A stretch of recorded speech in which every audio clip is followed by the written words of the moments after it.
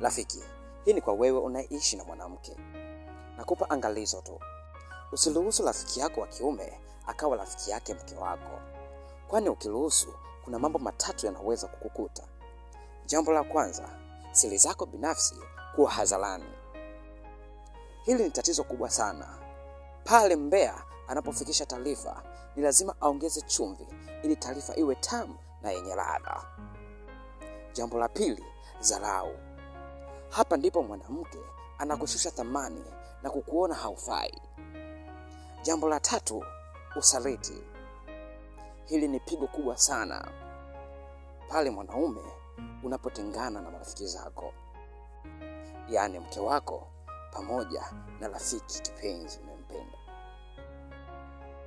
Weka mipaka. Usipoweka, utanikumbuka.